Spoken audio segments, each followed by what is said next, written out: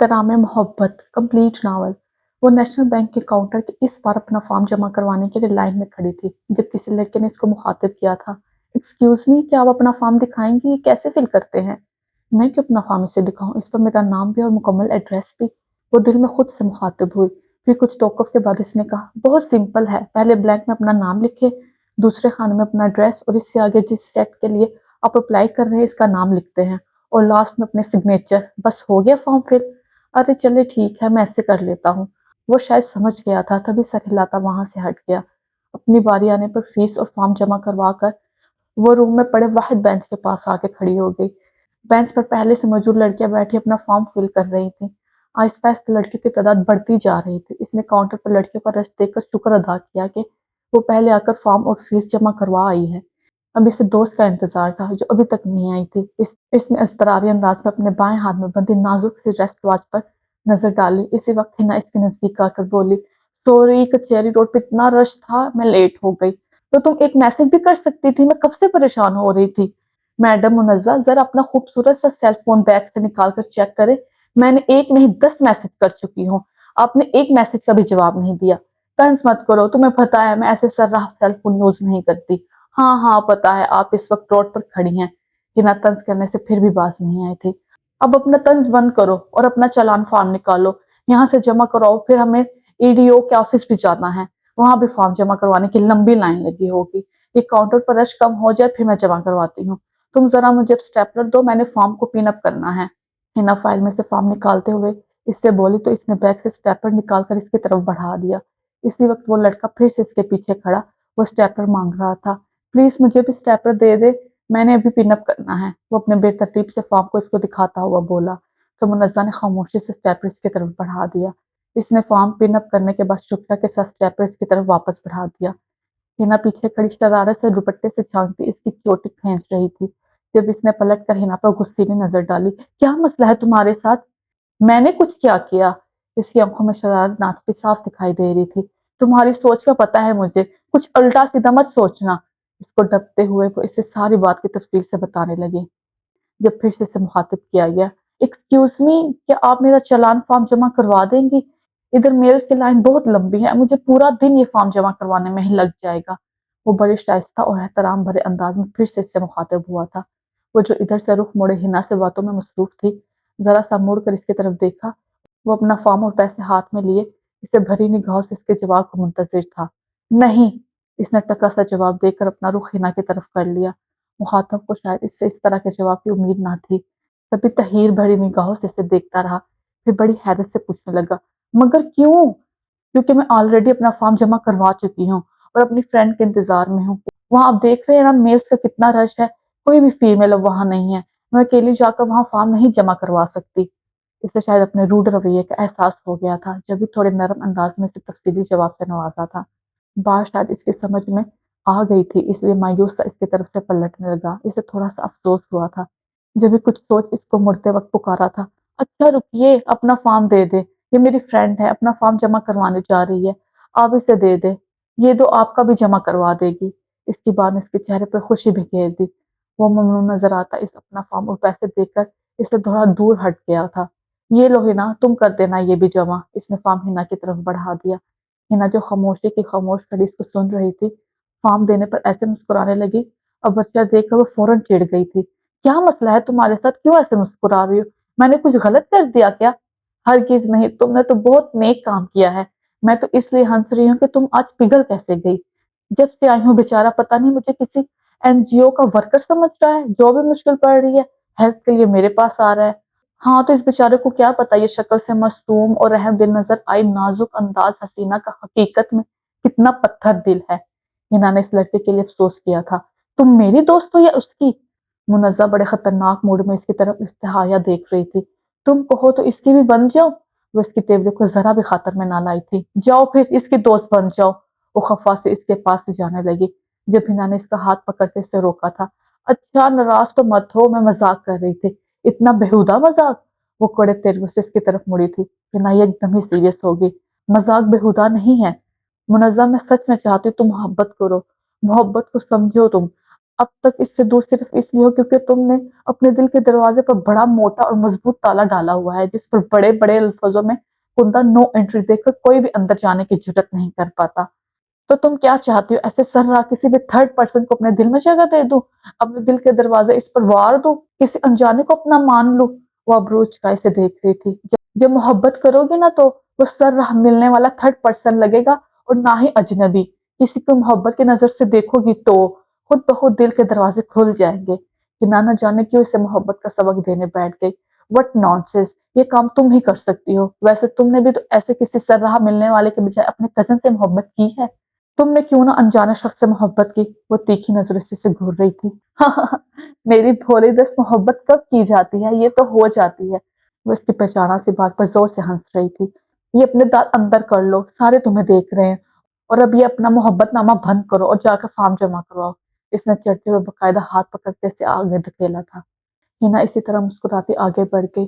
آج S E S کی seat پر apply کرنے کی لاسٹ ڈیٹ تھی، اس لیے وہ دونوں اس وقت مین برانچ پر موجود تھی۔ یہاں سے فارم جمع کروانے کے بعد انہوں نے 6 نمبر پر موجود ٹی ڈی او کے آفس میں اپنی اپلیکیشن جمع کروائی اور واپس اپنے گھر کو روانہ ہو گئی۔ فرصت کے لمحات میں بیٹھی وہ اپنا پسندیدہ شو بڑے انمہار سے دیکھ رہی تھی۔ جب فون کی بجتی بیل نے اس کی توجہ اپنی طرف مبذول کروانی چاہی، مگر وہ اسے اگنور کر کے سب کے تبصرے سن رہی تھی۔ فون کی مسلسل بجتی بیل جب اس کی نازک طبع پر ناگوار گزرنے لگی تو اس نے بدلی سے نمبر دیکھے بغیر یس کا بٹن پریس کر کے کان سے لگایا۔ اس کی توجہ ابھی بھی ٹی وی کی طرف تھی۔ جبھی دوسری طرف سے آنے والی آواز کی پہچان نہ کرتے ہوئے اس نے شانے بے نیازی سے پوچھا تھا، جی کون؟ تمہارا سر! دوسری طرف سے انتہائی بھنائے ہوئے انداز میں ارشاد ہوا تھا۔ او اچھا تم! وہ شاید فون کی دوسری طرف موجود ہستی کو پہچان گئی تھی، اس لیے ٹی وی کی آواز کم کرتی فون کی طرف متوجہ ہو گئی۔ اچھا بتاؤ تم نے فون کیوں کیا؟ کوئی خاص بات تھی کیا؟ تمہیں خود تو شرم آتی نہیں، کوئی اطلاع ہی دے دیتے ہیں۔ میں نے سوچا میں خود معلوم کر لوں۔ کیسی اطلاع؟ منزہ نے پوچھا۔ آج ایس سی ایس کی لسٹیں لگی ہیں۔ کیا بنا تمہارا؟ میں نے بھائی سے لسٹ چیک کروائی تھی تو وہ صرف میرا نام دے کر آ گئے۔ تمہارا مجھے معلوم نہ ہو سکا، اس لیے فون کیا تاکہ تم سے پوچھ لوں۔ ہینا نے وجہ بیان کی۔ ہاں میں نے بھی بھائی سے چیک کروائی تھی، لسٹ میں میرا نام نہیں آیا۔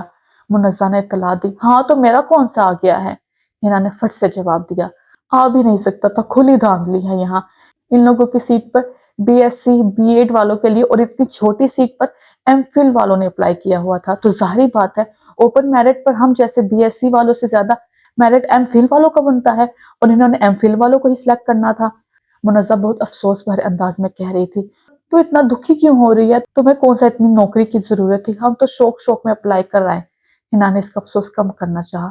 بات یہ نہیں ہے نا، تم غور کرو تو تمہیں سمجھ آئے ہمارے ملک میں یہ حال ہے، ایم فل والے ایس ای ایس جیسی چھوٹی سیٹ پر اپلائی کر رہے ہیں۔ یہ عالم ہے بے روزگاری کا، اور پھر یہ چھوٹی سیٹ پر ایم فل والوں کی وجہ سے بی ایس سی کے جاب کے مستحق لوگ جاب ملنے سے رہ جاتے ہیں۔ اب وہ کیا کریں؟ تمہاری بات درست ہے، مگر ہم کیا کر سکتے ہیں یار؟ ہاں ہم صرف افسوس کر سکتے ہیں، یا تمہارے جیسے لوگ محبت کر سکتے ہیں۔ بات کرتے کرتے اس کی شرارت کی لت اچانک بھڑک اٹھی۔ ارے کیا بات کرتی ہو، اور کتنے درست بات کرتی ہو! 16 آنے درست فرمایا تم نے، دل کرتا ہے ہاتھ چوم لو تمہارے۔ ہینا تو جیسے جوش میں آ گئی تھی۔ بس بس اتنا بھی مت پھیلو، منزہ نے جیسے ناک پر سے مکھی اڑائی تھی۔ ویسے منزہ تمہارا کیا خیال ہے محبت کے بارے میں؟ بہت نیک خیال ہے، وہ جیسے اس کے رنگ میں رنگ گئی تھی آج۔ کیا مطلب تمہارا؟ کہیں کوئی مل تو نہیں گیا؟ ہینا قدرے سرگوشیانہ انداز میں بولی۔ مطلب یہی کہ شادی کروں گی، پھر جو میرے نصیب میں ہوگا اس سے محبت کروں گی۔ تم سے یہی امید تھی۔ اچھا بتاؤ آگے تمہارا کیا ارادے ہیں؟ ایڈمیشن لینا ہے آگے؟ منزہ نے پوچھا۔ نہ جی نہ، یہ پڑھائی وڑھائی میرے بس کا روگ نہیں، میں نے تو امی سے کہہ دیا ہے شادی کر دے میری۔ ہینا نے شرارت سے جواب دیا۔ نہ کر یار! اسے یقین ہی نہ آیا۔ سچ کہہ رہی ہوں میں، میری شادی کی تیاری چل رہی ہے ان دنوں، اور میں بھی بہت خوش ہوں۔ سب بہت خواب سا لگ رہا ہے، جیسے اسے پانے جا رہی ہوں میں، وہ بہت خوش لگ رہی تھی۔ یہ تو اچھی خبر دی تم نے، وہ واقعی دل سے خوش ہو کر بولی تھی۔ تم آؤ گی نا میری شادی پہ؟ دیکھو میں وعدہ نہیں کرتی، مگر کوشش ضرور کروں گی، منزہ نے کہا۔ ڈیٹ فائنل ہو جائے میں خود آؤں گی تمہارے گھر کارڈ دینے۔ ہاں ہاں موسٹ ویلکم۔ اوکے اب فون رکھتی ہوں، بہت سر کھا لیا تمہارا۔ ہاں ٹھیک ہے جناب، اپنا خیال رکھنا، اللہ حافظ۔ اس نے مسکراتے ہوئے رابطہ منقطع کیا اور ٹی وی کی طرف متوجہ ہوئی، جہاں اب شو ختم ہونے کے بعد اشتہارات چل رہے تھے۔ اس نے ٹی وی بند کیا اور کچن کی طرف چل دی۔ منزہ اور حنا کی دوستی BSc کے دوران ہوئی تھی۔ دونوں کلاس فیلوز تھی۔ حنا قدرے شوخ مزاج کی لڑکی تھی جبکہ منزہ دھیمے مزاج کی مالک تھی۔ حنا محبت پہ یقین رکھتی تھی، اسے پھول، خوشبو، رنگ اور بارش اٹریکٹ کرتی تھی، جبکہ منزہ کو یہ سب خاص پسند نہ تھا۔ وہ محبت پر یقین تو رکھتی تھی، مگر اس کا کہنا تھا محبت وہ ہوتی ہے جو شادی کے بعد اپنے شوہر سے کی جاتی ہے۔ وہ ابھی تک محبت کے جذبے سے انجان تھی، جبکہ حنا محبت کو جانتی بھی تھی اور مانتی بھی تھی۔ وہ اپنے ماموں کے بیٹے سے شدید محبت کرتی تھی، اس کا کزن بھی دل و جان سے اسے چاہتا تھا۔ منزہ کو یہ سب پسند نہ تھا۔ محبت کے معاملے میں وہ اتنا روڈ ہو جایا کرتی تھی کہ کسی کی ہمت نہ ہوئی تھی کہ اس کے دل تک رسائی حاصل کر سکے۔ مگر وہ نہیں جانتی تھی محبت تو ایسا جذبہ ہے جو دلوں میں وہی بن کر اترتا ہے اور بس پورے وجود پر چھا جاتا ہے، پھر کوئی بھی طاقت اسے روک نہیں سکتی۔ ہاں، اس کے ہونے کا ایک مقررہ وقت ہوتا ہے جو منزہ کے لیے بھی زیادہ دور نہ تھا۔ آج حنا کی شادی تھی۔ منزہ نے شادی کی باقی رسموں میں تو شمولیت نہ کی تھی، مگر شادی کا فنکشن اٹینڈ کرنے کے لیے وہ اس وقت اپنی امی کے ساتھ حنا کے پاس موجود تھی۔ حنا دلہن بنے بہت پیاری لگ رہی تھی اور یہاں تو شادی محبت کی تھی۔ خوشی اس کے ایک ایک انداز کے اس کے چہرے سے پھوٹ رہی تھی۔ یہ محبت کا ادا کردہ روپ تھا جو اس پر نظر نہیں ٹھہر رہی تھی۔ دلہن بن کر اب اس کی زبان بغیر کسی بریک کے چل رہی تھی اور سب سے زیادہ اس کے ہاتھوں منزہ عاجز آئی ہوئی تھی۔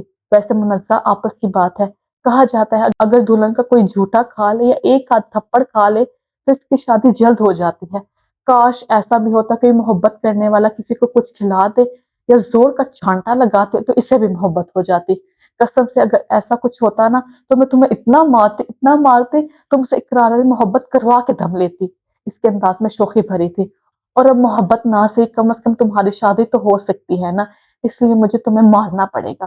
کہتے اس نے اپنا دائیں ہاتھ اٹھایا اور اس کے گال پر دے مارا۔ حنزہ بھن کر اس کے پاس سے اٹھ کر اپنی امی کے پاس آ بیٹھی، پھر پورا وقت وہ وہیں بیٹھی رہی، خاموشی سے فنکشن انجوائے کرتی رہی۔ کھانا کھانے کے بعد جب رخصت کا مرحلہ آیا تو یہ سب بھلائے حنا کی کزنز اور بہنیں کے ساتھ کھڑی تھی۔ دعاؤں کے ساتھ میں حنا کو رخصت کر دینے کے بعد وہ بھی اپنے گھر لوٹ آئی تھی۔ ہر کام کے ہونے کا ایک وقت مقرر ہوتا ہے، پھر وقت آنے پر کوئی کام ادھورا نہیں رہتا۔ منزہ جو ہر فکر سے آزاد بے فکری کی زندگی گزار رہی تھی، اس کے لیے ایسا پروپوزل آیا جو بہت آئیڈیل خوبیوں کا حامل تھا۔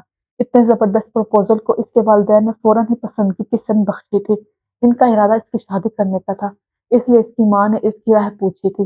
منزہ بیٹی، ہمیں یہ رشتہ بہت پسند ہے، اگر تمہاری کوئی پسند ہے تو بغیر جھجکے ہمیں بتا دو، ورنہ ہم ان لوگوں کو ہاں کر دیں۔ ماں کی بات سن کر جھماکے سے اس کی نظروں کے سامنے اس اجنبی کا چہرہ آیا تھا جسے نہ تو وہ جانتی تھی اور نہ ہی اس کے نام سے واقف تھی۔ اس دن اتفاقیہ ملاقات کے بعد پتہ نہیں کیوں وہ شخص اسے یاد رہ گیا تھا۔ اس نے اپنے دل کے گرد بڑی مضبوط باڑ قائم کی ہوئی تھی جو کوئی بھی پار نہیں کر پاتا تھا، مگر نہ جانے کیوں کبھی کبھی وہ شخص اسے باڑ کے اس پار کھڑا محسوس ہوتا تو وہ ہمیشہ جھنجھلا جاتی، جیسے ابھی جھنجھلا کر بڑبڑا رہی تھی۔ بھلا ہو اس حنا کی بچی کا، یہ سب اس کی کارستانی ہے، پتہ نہیں کیا کیا بولتی ہے۔ اس دن بینک میں بھی اپنا لیکچر لے کے بیٹھ گئی تھی، جب بھی وہ شخص مجھے یاد رہ گیا ہے۔ اپنے دماغ میں ابھرتی سوچوں کو جھٹکتی ہوئی وہ اپنی ماں کی طرف متوجہ ہوئی تھی جس کے جواب کی منتظر تھی۔ امی جان، ایسا کچھ بھی نہیں ہے، میری کوئی پسند نہیں ہے، آپ لوگ جہاں چاہیں وہاں میری شادی کر سکتے ہیں۔ نظروں کو جھٹک کے اس نے کہا تھا۔ اس کی سعادت مندی پر نثار ہوتی فاخرہ بیگم نے اس کی پیشانی چوم کر اسے ڈھیروں دعاؤں سے نوازا تھا۔ جیسے اس کے والدین نے اس کے رشتے کے لیے حامی بھری، تمام معاملات تیزی سے طے پاتے گئے اور اس کی شادی کی ڈیٹ فکس ہو گئی۔ اور جب اس نے یہ خبر حنا کو دی تو وہ بے حد خوش ہوئی تھی، مگر ناساز طبیعت کا سوچ کر وہ افسردہ ہو گئی۔ طبیعت ٹھیک ہوتی تو تمہاری شادی میں سب سے آگے میں نظر آتی، مگر تم دیکھنا طبیعت ٹھیک ہوتے ہی میں فوراً تم سے ملنے آؤں گی، تمہارے اس شہزادے گلفام کو بتاؤں گی منزہ نے کیسے اپنے جذبات تمہارے لیے سیت سیت کے رکھے ہوئے تھے، کبھی کسی کی طرف آنکھ اٹھا کر نہیں دیکھتی تھی۔ منزہ نے اس کی باتوں کو بس دھیمی سی مسکان لبوں پر سجائے۔ جب کچھ یاد آنے پر حنا نے پوچھا، تم نے اپنے ہونے والے دولہے کی تصویر دیکھی ہے؟ نہیں تو، منزہ نے فوراً انکار کیا تھا۔ مگر کیوں؟ یہ تو تمہارا رائٹ ہے منزہ۔ بس میں نے خود انکار کر دیا، شادی ہو تو رہی ہے، ایک ہی دفعہ دیکھ لوں گی۔ حنا نے کتنی حیرت سے کہا، منزہ تم نے تو حد کر دی ہے اب، اور تمہارے وہ انہوں نے نہیں منگوائی تمہاری تصویر؟ نہیں، ان کی طرف سے بھی ایسا کوئی مطالبہ نہیں ہوا، اس نے بتایا۔ لگتا ہے وہ بھی تمہاری طرح زاہد اور راغب ہے، کچھ نہیں ہو سکتا تم دونوں کا۔ وہ بہت تب گئی تھی۔ اچھا تم اتنا غصہ تو مت کرو، ایویں ہی میرا بھانجا بھانجی بھی تمہاری طرح غصیلے پیدا ہوں گے، منزہ نے اسے چھیڑا۔ آج اس کی شادی تھی، وہ دلہن بن کر واقعی کوئی اپسرا لگ رہی تھی، کبھی اہتمام سے تیار نہیں ہوئی تھی، اس لیے آج کے سنگار کے بعد اس پر ٹوٹ کر روپ آیا تھا۔ दुआओं के साथ नए ख्वाहिशात, हसीन सपनों और माँ-बाप की दुआओं के साथ वो अपने घर से रुखसत होकर आसिफ मलिक के घर पहुँच गई थी, जहाँ तमाम रस्मात की अदायगी के बाद वो घूंघट निकाले और उसकी जोड़े में आसिफ मलिक की मुंतज़िर थी। जब कुछ देर बाद दरवाज़े पर खटका महसूस करके वो सीधी होकर बैठी थी। आसिम धीरे से चलता हुआ इसके सामने बैठ गया था। शर्म और घबराहट के मारे इसने आँखों को सख्ती से बंद कर दिया था। जब इसने धीरे से इसका घूंघट उठाया था और सामने मौजूद चेहरे को देखकर वो सख्त रह गया। आप? अचानक ऐसा रद्द-ए-अमल देखकर इसने हैरान की आंखें खोलकर इसे देखा था और खुद भी इस तरह साक़ित रह गई थी। आसिम ने हाथ बढ़ाकर इसे छूकर यकीन करना चाहा और जब यकीन हो गया ये सपना नहीं हकीकत है, तो वो खिलखिलाकर हंस पड़ा। शादी को जुआ समझकर खेला था, मगर नहीं जानता था मैं ये जुआ इस तरह जीत जाऊँगा और इनाम में आपको पाऊँगा। हैरान तो वो भी हुई, पहली मर्तबा जो शख्सियत से इसे महसूस हुआ था, वही इसका नसीब बन गया था। वो दोनों इस इत्तेफ़ाक पर बहुत खुश थे। आपको मैं याद थी? कदरे इश्तियाक से इस्तफ़ाक किया गया। भूली कब थीं आप? फ़ौरन जवाब आया था। धीमी सी मुस्कुराहट के साथ शर्माते हुए वो नज़रें झुका गई। वाक़ई ना चाहते हुए भी वो एक-दूसरे के ज़हन और दिल से चिपक कर रह गए थे। मैं कभी किसी लड़की से इंस्पायर नहीं हुआ, मगर उस दिन न जाने क्या बात थी आपकी वो बेनियाज़ी की इंतहा भा गई कि मैं खुद चलकर आपके पास आया। हालाँकि वहाँ और भी बहुत से लोग थे। इतने लड़के मेरी मदद करने को मौजूद थे, मगर मैं जानबूझकर आपके पास आया। इस वक़्त को याद करते हुए इसकी आँखें चमकने लगी थी। इसके लबों से भी हँसी सितारे छलने फूटने लगे थे। इसका हाथ पकड़कर वो कह रहा था, फिर आपको बहुत तलाशा, मगर आप ऐसी जल परी बन गई कि एक झलक दिखाकर दोबारा कभी नज़र नहीं आई। मैं मायूस हो गया, अपने दिल में बेदार होते जज़्बात को थपक-थपक के सुला दिया और अम्मी के इसरार पर शादी के लिए तैयार हो गया। मुझे नहीं मालूम था अम्मी की जाने वाली सादतमंदी के सिले में इतना अच्छा इनाम मिल जाएगा। खुशी इसके हर अंदाज के चेहरे से रोशनी बनकर छलक रही थी। इन दोनों ने मोहब्बत का एहतराम किया था और सिले में बिना मांगे मोहब्बत ने इन्हें मोहब्बत से नवाज दिया था। दी एंड। रुक जाए, चैनल को सब्सक्राइब करके जाइएगा प्लीज। एक रिक्वेस्ट है, चैनल को लाइक सब्सक्राइब और शेयर जरूर करिएगा। अल्लाह हाफिज, टेक केयर।